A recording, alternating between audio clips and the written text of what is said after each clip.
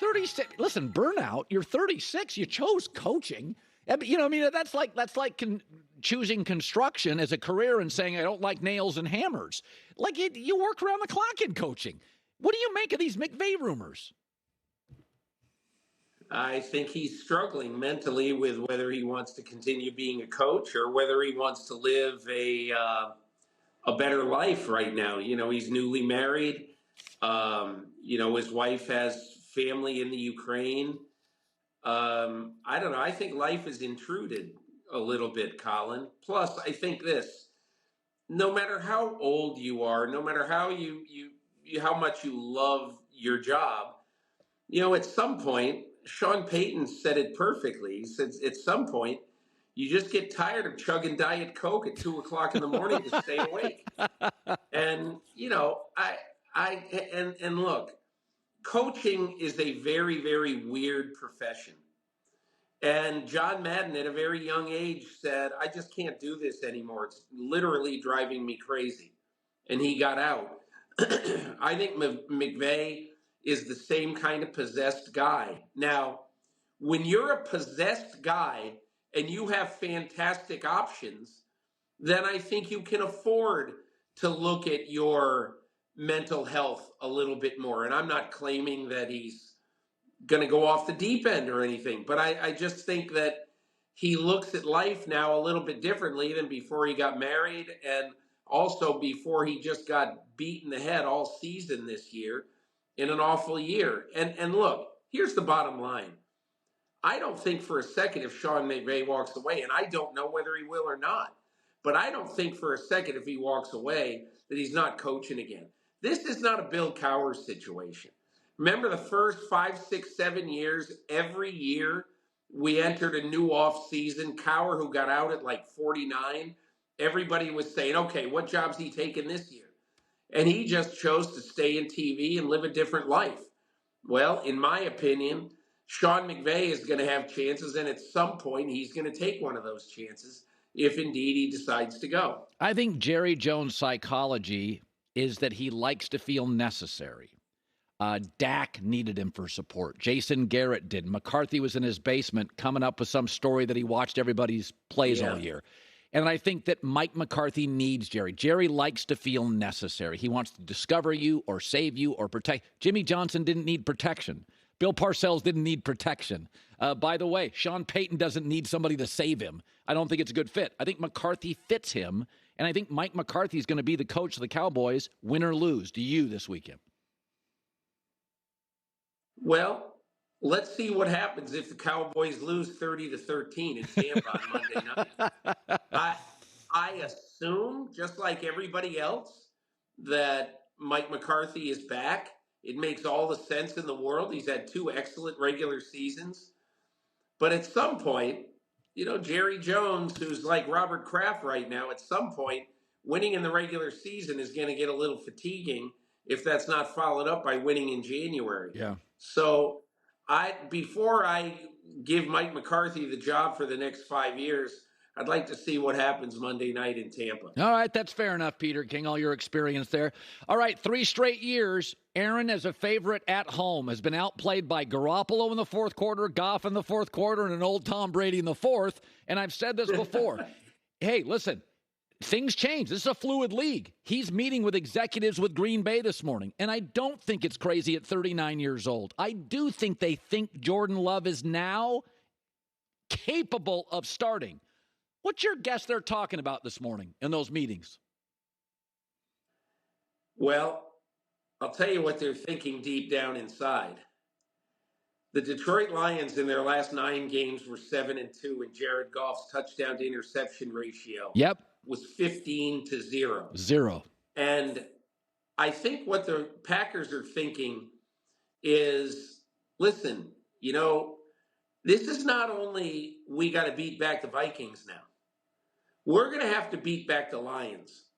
And if Justin Fields comes back and the Bears continue to build a decent team, we're going to have 3 teams to compete with in this division, not just one.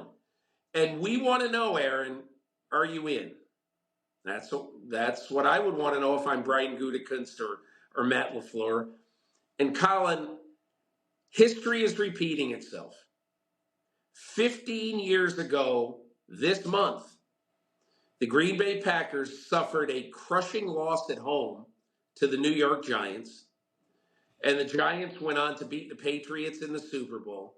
And that was the last game that Brett Favre ever played in Green Bay.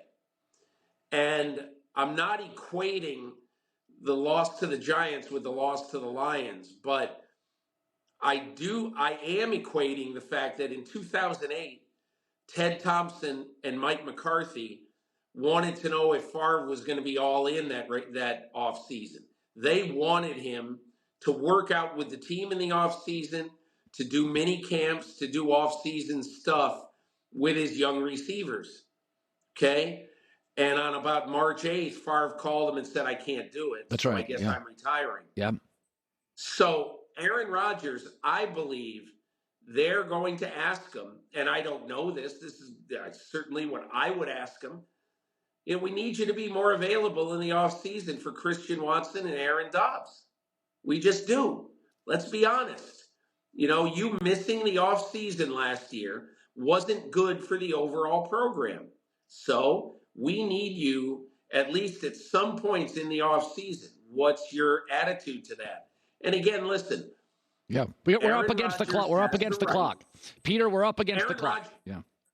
Okay. Aaron Rodgers has the right to say whatever he wants and to do whatever he wants. The NFLPA has won the rights. It was in question, but after a recent update from Mike McDaniel, he says Tua has officially been ruled out. That was about an hour ago. The line skyrocketed up to 13, Buffalo. Yeah, Buffalo's going to crush them. Skylar Thompson. Oh, this will be terrible. This will be a blowout. It sounds like Teddy Bridgewater is going to be a backup. He has a broken finger from when he tried to make a tackle. No, this is... Well, the Buffalo... I mean, if you watch any of that Jets-Dolphins game, Colin, Skylar Thompson cannot move the football. At all. So Tyreek Hill's not 100% healthy. Ask yourself this. Now, all the people, all the media that wanted Tua protected, were you really helping him? You think inside those walls, this franchise now is all in on Tua? They're going to go get another quarterback. Well, there could be like six of them out there. Jimmy G. That's right. We don't know what's going on with Lamar, Carr. But all the media people, protect Tua. Were you protecting him? He wants to play. The organization now is protecting their butt. They're not going to let him play. And Tua's career, to me in Miami, you've got to go get a guy. I read that he had to pass concussion protocol through 3 different doctors. Like, the NFL is really cracking down on this, as they should. Yeah. But that makes it nearly impossible for him to come back. Well, and I've said this before, this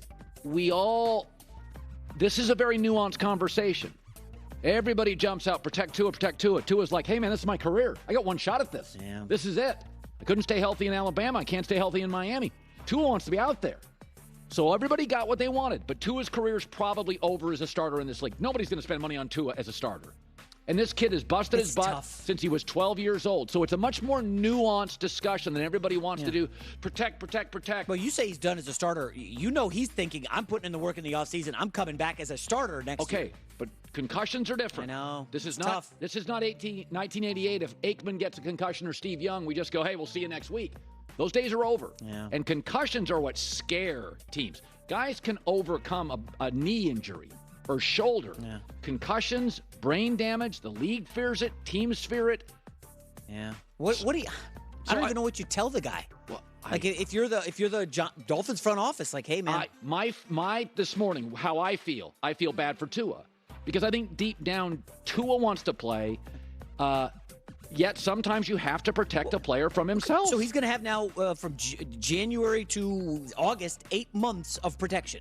Is that, talking to the neurologist, is that sufficient time for him to get back on the football field? Of course it is. But the question becomes, who's going to dedicate themselves to somebody who has struggled with this? That's why this conversation is much more nuanced. People want you to believe it's easy. Yeah, black and white. It's not a black and white issue. It's not these players' careers. This is not a journalist. You can be a journalist for 70 years. You can make watches, be a landscaper. You can do a lot.